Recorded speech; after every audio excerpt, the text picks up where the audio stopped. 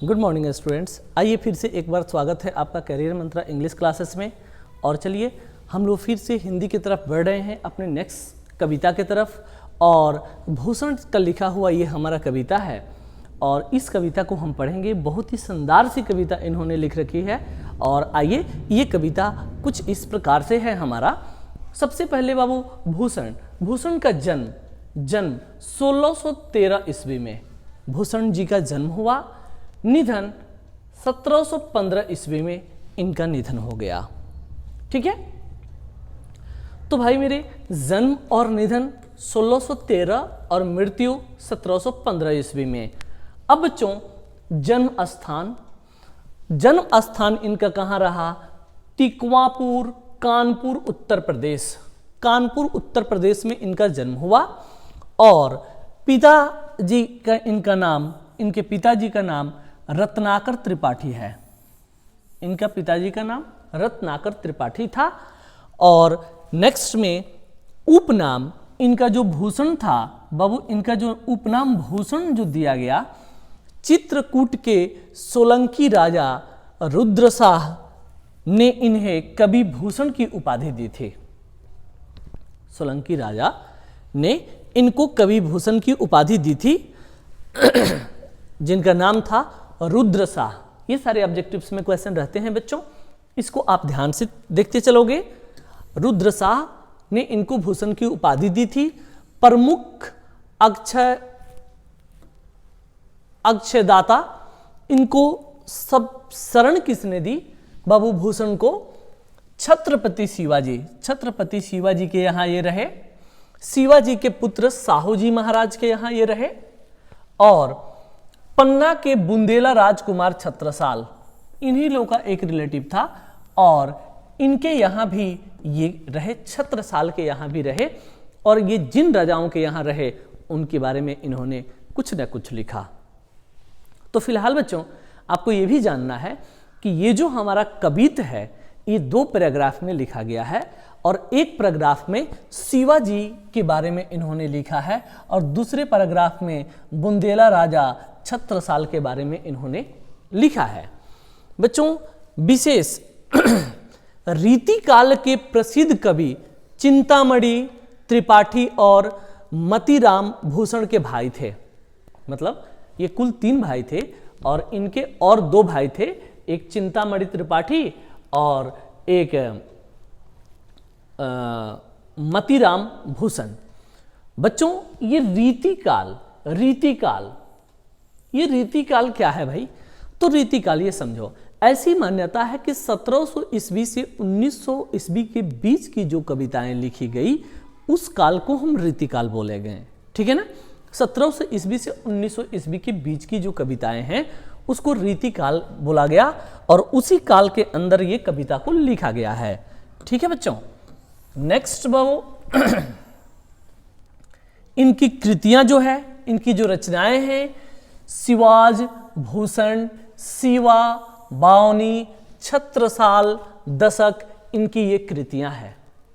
ठीक है ना बाबू? ये जो भूषण कवि जो रहे हैं हमारे, वे वीर रस के कवि हैं। वीर रस, इसमें वीरता की बखान होती है।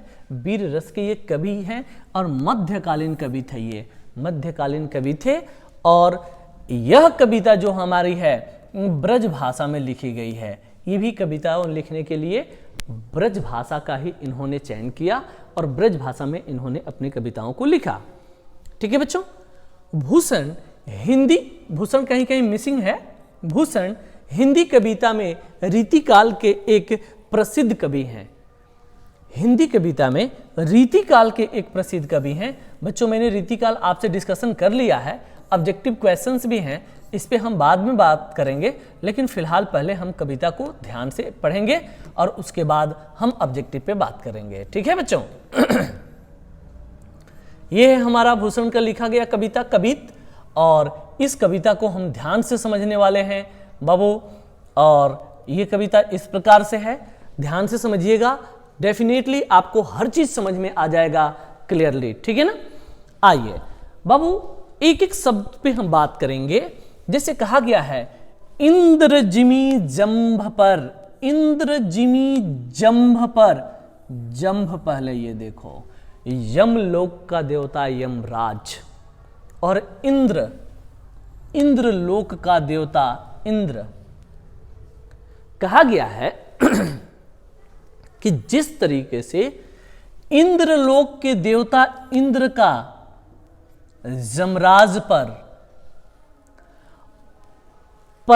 राज है, उसी तरीके से बाड़ौ जौ अंब पर, बाड़ौ, बाड़ौ समुद्र अग्नि ज्वालामुखी का जिस तरीके से अंब पर राज है, मतलब जिस तरीके से जल पे राज है, रावण सदंभ पर रघुकुल राज है। जिस तरीके से रघुकुल का राजा प्रभु श्री राम का राज रावण पर था, जिस तरीके से इंद्र का राज जंभ पर है, यम के देवता पर है, जिस तरीके से बाबू जल अग्नि का राज अंब पर है, पानी पर है, सागर पर है, उसी तरीके से मलेच्छ वंश के शासकों पर शेर शिवराज है।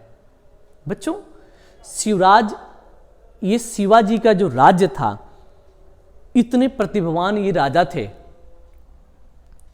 कि उनके बगल के जितने राजा थे वो सारे लोग में इनका हमेशा नाम रहता था, हमेशा दहशत रहता था। और जिस तरीके से इन्होंने जो बताया है कि बाड़ों को अंब पे जिस तरह से राज है, इंद्र को जम पे है, और रावण पर राम राज था, उसी तरीके से मलेच्छ वंश के जितने शासक थे उस पे शिवाजी का राज था, इनकी तुति बोलते थे।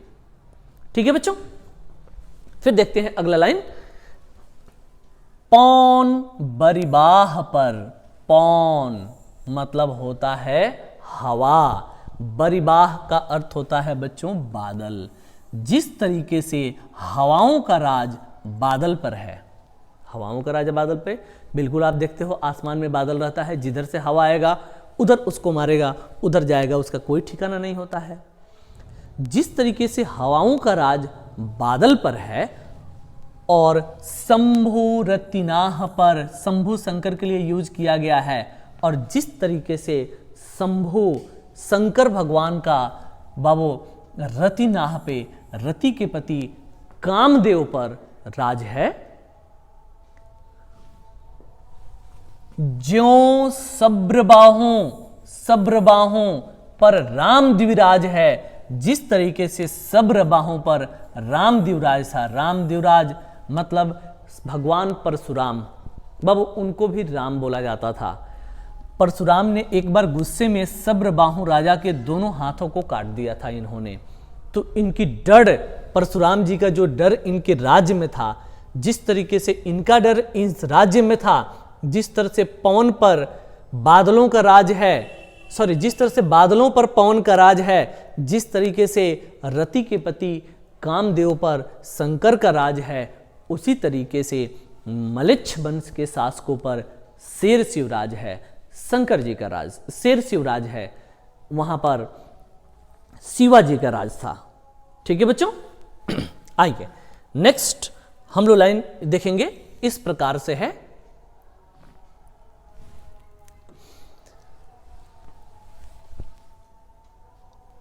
दवा द्रुमदंड पर, बाबू दवा जंगल की आग का जिस तरीके से राज द्रुमदंड पर, जंगल में रहने वाली लताओं पर, खिलने वाले बाबू पत्तियों पर, वृक्षों के डालों पर जिस तरीके से राज होता है, जब वो आग लगता है तो अपने आहोश में सबको जलाने लगता है, उसी तरीके से कह रहा है चीता मृग झुंड पर, जिस तरीके से चीताओं का राज मृगों के झुंड पे होता है, हिरणों के झुंड पे होता है, कभी भी झपट सकता है, उसी तरीके से भूषण बितुंड पर, बाबू भूषण बितुंड सुसभ्य हाथी चाहे कितना भी हो, जैसे मृगराज है, मृग का राज, मृगराज का अर्थ होता है मृगों का राजा, जानवरों का राजा सिंह, जिस तरीके से शेर का राज हाथियों पर है, कभी भी उसको झपट सकता है, उसी तरीके से बाबू यहाँ फिर कहा गया है,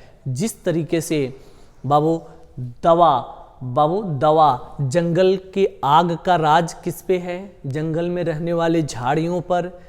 चीता का राज किस पे है? मृग के झुंडों पर। उसी प्रकार हाँ, जिस प्रकार बाबू ये देखो शेरों का राज किस पे है? वितुंड पे, हाथियों पर। उसी प्रकार मलेच्छ वंशों पर शेर शिवराज था। ठीक है। तेज तम अंश पर, तेज मीन्स होता है उजाला। जिस तरीके से उजाला का राज अंधेरे पर है, जिस तरीके से उजाला का राज अंधेरे पर है। कन्हा जिमी कंस पर, और कन्हा कृष्ण का, जिस तरीके से राज कृष्ण का कंस पे था, कंस मामा पे, आप लोगों ने ये कहानी सुना ही होगा। ठीक है ना। यो मलेच्छ वंश पर शेर शिवराज है। उसी तरीके से ये मलेच्छ वंश जो था वहां पे इनके राज्य को छोड़ करके और भी जितने राजा थे, जितने शासक थे, उन पे शेर शिवराज का दहशत था, शेर शिवाजी का दहशत था, शेर शिवाजी की वहां पर नाम था, पहचान था। ठीक है बच्चों। नेक्स्ट हमारा है दूसरा पैराग्राफ। उसके बाद ये दूसरे पैराग्राफ में बाबू छत्रसाल की तारीफ कर रहे हैं। और आप जानते हो कि छत्रसाल को मैंने पहले ही बताया था, वो कहाँ के राजा थे भाई? ये देखो, यहाँ देखो, छत्रसाल कहाँ के राजा थे भाई? बुंदेला राजा, पन्ना के बुंदेला राजा छत्रसाल के यहाँ भी ये गए थे। और छत्रसाल युद्ध में इतने प्रांगत योद्धा थे, उनकी तलवार जब निकल जाती थी तो यूं समझो प्रलयंकारी वो रूप धारण कर लेती थी। कहाँ पे? युद्ध के मैदान में। और उनकी तलवार की इन्होंने बखान अपने इस दूसरे पैराग्राफ में किया है। इन्होंने कहा है, ध्यान से समझना, निक्सत म्यान ते मैखो। बाबू निक्सत माने निकलना, म्यान मीन्स आप जानते हो तलवार जिसमें रखा जाता है, और मैखो का अर्थ होता है किरणें। जब कह रहे हैं भूषण कि हे छत्रसाल, हे राजा, जब तुम्हारी तलवार म्यान से निकलती है उसमें ऐसी चमक है, ऐसी उससे किरणें प्रवाहित होती है, ऐसा लगता है कि पूरा जो यहां पर युद्ध का जो मैदान है, प्रलय भानु कैसी, जब तुम्हारी तलवार निकलती है उसमें ऐसी चमक है कि लगता है प्रलय भानु कैसी। भानु मीन्स होता है सूर्य। आज सूर्य अपनी प्रलय रूपी आज सूर्य अपनी प्रलय रूपी किरण लेकर के आया है। आज प्रलय करके ही छोड़ेगा। इस प्रकार से लगता है जब तुम्हारी तलवार, हे राजा छत्रसाल, जब तुम्हारी तलवार म्यान से निकलती है तो ऐसा ही लगता है कि आज युद्ध के मैदान में प्रलय हो जाएगी। ठीक है। फारो तम तोम से गेंदन के जाल को, ये हाथी का बाबू प्लुरल शब्द है। तो फारो तम तोर से गेंदन के जाल को, और गेंदन के जाल यहां बोला गया है, चाहे युद्ध क्षेत्र में कितना भी शत्रु क्यों न हो, हाथी जैसे क्यों न हो, विशालकाय सेना क्यों न हो, लेकिन तुम्हारी जब तलवार निकलती है तो ये गेंदन के जाल को, शत्रुओं के जाल को फाड़ती हुई तुम्हारी तलवार आगे बढ़ जाती है। हे राजा छत्रसाल, लगती लपकिन कंठ बैरिन के नागिन सी, और ऐसा लगता है जब तुम्हारी जब तलवार निकलती है तो कंठ लपकिन, बैरिन माने होता है शत्रुओं के कंठ को इस प्रकार से लपटती है, उसके गर्दनों को इस प्रकार से काटती है जैसे नागिन जब बैरिन हो जाती है लोगों को काटती है। उस तरीके से एक एक करके शत्रुओं के गर्दन को तुम्हारी तलवार काटने लगती है। रुद्र ही, बाबू रुद्र आप जानते होंगे शंकर भगवान का विकराल रूप है। रुद्र रिझावे दय मुंडन की माल को, और शायद तुम्हारी जो तलवार निकलती है वो ऐसा लगता है कि रुद्र ये शंकर का ये विकराल रूप ली हुई है, और मुंडन के माल, और मुंडों की माला चढ़ा चढ़ा करके शायद शंकर के विकराल रूप को वो रिझा रही है, रुद्र को रिझा रही है वो तलवार। लाल क्षितिपाल, हे लाल, हे बालक, हे क्षितिपाल, लाल क्षितिपाल छत्रसाल, हे छत्रसाल, हे महाबाहुबली, हे अत्यंत बलशाली राजा। बाबू यहाँ क्षितिपाल होता है पृथ्वी का पालन पोषण करने वाला राजा। हे लोगों के दिल में रहने वाला राजा छत्रसाल, हे लोगों का पालन पोषण करने वाला राजा, लोगों के देख रेख करने वाला राजा। कहाँ लो बखान करो तेरे तलवार करवाल को। करवाल का अर्थ होता है बाबू तलवार। मैं कितना बखान करूं तेरे करवाल को, तुम्हारी तलवार को मैं जितना भी बखान करूं वो कम ही है। तुम्हारी तलवार ऐसी प्रलयंकारी रूप लेकर के जब युद्ध के मैदान में आती है, उसकी धार देखने बनती है और शत्रु कितना भी बड़ा क्यों ना हो उसको फाड़ती जाती है और उनकी गर्दन को शायद ये विकराल रूप लेती है और ऐसा करती है जैसे लगता है कि रुद्र को रिझाने के लिए सबकी गर्दन काट देती है। मैं तुम्हारी तलवार के जितना भी तारीफ करूं वो कम है। प्रतिभट कटक। बाबू प्रतिभट का अर्थ होता है शत्रु योद्धा और कटक का अर्थ होता है समूह सेना। मतलब शत्रु समूह सेना कटीले केते काटी काटी। तुम्हारी जब तलवार निकलती है तो शत्रु सेना के गर्दन को काट काट के ऐसा लगता है कि कालिका सी, ये काली की विकराल रूप लेकर के आई है। कालिका सी किलकी, ये कालिका सी किलकी। किलकी माने हो बाबू होता है, किलकी मीन्स होता है बच्चों हंसना, मुस्कुराना, प्रसन्नता पूर्वक। ऐसा लगता है कि जो तुम्हारी तलवार जब निकलती है शत्रुओं की गर्दन को काट रही है और ये काली का एक प्रचंड रूप है और काटते हुए प्रसन्न हो रही है और कलेऊ देती काल को, और शायद काल को वो भोजन करा रही है और उस काल को लोगों की गर्दन काट करके भोजन करा रही हो। तो बच्चों इस प्रकार से ये दूसरा पैराग्राफ था हमारे पोएम का, इस कविता का। फर्स्ट पैराग्राफ में भूषण ने किसका बाबू तारीफ किया है वहां पे? छत्रपति शिवाजी का। और दूसरे में राजा छत्रसाल का तारीफ किया है उनके तलवार को। और इसके बाद बच्चों हम देखेंगे इसके ऑब्जेक्टिव। इसका ऑब्जेक्टिव इस प्रकार से है, थोड़ा सा ध्यान से देखेंगे आप लोग। ऑब्जेक्टिव इस प्रकार से है, देखिए ऑब्जेक्टिव। भूषण का जन्म कब हुआ था? बच्चों आपको मैंने बताया था 1613 ईस्वी में, ठीक है। भूषण की लिखी कविता कौन सी है? तो बाबू इन्होंने कवित, जो अभी हम कविता पढ़ रहे हैं कवित, इसको भूषण ने लिखा है, ठीक है ना। नेक्स्ट में बच्चों भूषण को भूषण उपाधि किसने दी? तो रुद्रशाह ने, राजा रुद्रशाह ने, अभी हम लोगों ने पढ़ा था। भूषण के दो नायक कौन कौन थे? तो बाबू वो शिवाजी के घर रहे थे और छत्रसाल के घर रहे थे, जैसे हम लोग पढ़ ही रहे हैं दोनों पैराग्राफ में, एक में शिवाजी एक छत्रसाल की व्याख्या हुई है। नेक्स्ट हमारा क्वेश्चन है इस प्रकार कि सब्रबाहु पर किसका आक्रमण हुआ था? सब्रबाहु एक राजा थे जैसे मैंने बताया था, और उस पे भगवान परशुराम ने उस पे आक्रमण किया था और सब्रबाहु पर परशुराम का आक्रमण हुआ था, ठीक है ना।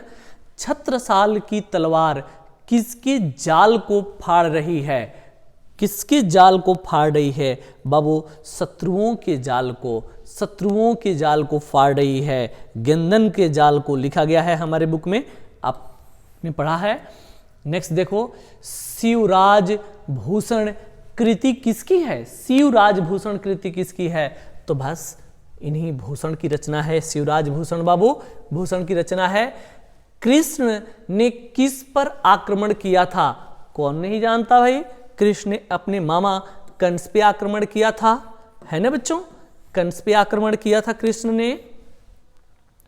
भूषण ने मुख्यतः किस भाषा में रचनाएं की? भाई ब्रज भाषा में, मैं तो पहले ही बता दिया हूं, ब्रज भाषा में इन्होंने मुख्यतः रचनाएं की। और बाबू इनमें से कौन भूषण का आश्रयदाता था? भूषण को किसने अपने राज्य में रखा, किसने रखा था अपने राज्य में? भाई मेरे, तो आप देखे हो पहले से ही शिवाजी और छत्रसाल के यहाँ इनको शरण मिला था। कवि भूषण का प्रथम कविता किस ऐतिहासिक पुरुष के संबंधित है? किस ऐतिहासिक पुरुष को संबंधित है भाई? किससे संबंधित है? शिवाजी से संबंधित है कवि भूषण का कविता। फर्स्ट भाग, भूषण की धारा, बाबू भूषण यहाँ किस होना चाहिए, किस धारा के कवि हैं? तो रीति मुक्त धारा के कवि हैं, रीतिकाल के कवि हैं। और मैंने रीतिकाल आपको डिस्कस कर दिया है कि बाबू 1700 से लेकर के 1900 ईस्वी के बीच की कविताओं को रीतिकाल बोला गया है। युग को भूषण के कितने भाई थे? और 2 भाई थे भूषण के अलावा। शिवाजी की वीरता का बखान किस कृति में भूषण ने किया है? तो शिवाजी के बखान और भी बाबू इस प्रकार से किया। 100 बवानी एक बुक है जिसमें शिवाजी का बखान इन्होंने किया है भूषण ने। भूषण ने समुद्रग्नि से किसकी तुलना की है? बाबू जिस चीज से चाहे आपको जितनी चीज से तुलना किया गया है, समुद्र अग्नि से हो या बाघ से हो या हवाओं से हो, सबसे तुलना छत्रपति शिवाजी को किया गया है, शिवाजी को किया गया है। और किसकी किया गया है भाई तुलना? शिवाजी की ना, शिवाजी की। जी हाँ बिल्कुल। महाकाल भूषण हिंदी साहित्य के लिए किस काल के कवि हैं? तो रीतिकाल के कवि हैं भाई। और इस प्रकार से हमारा ये चैप्टर समाप्त होता है। बहुत ही जल्दी हम मिलेंगे आपको अगले वीडियो में। आप वीडियो ध्यान से देखें और क्वेश्चन बनाएं, एग्जाम का तैयारी करें। धन्यवाद आपको। Thank you.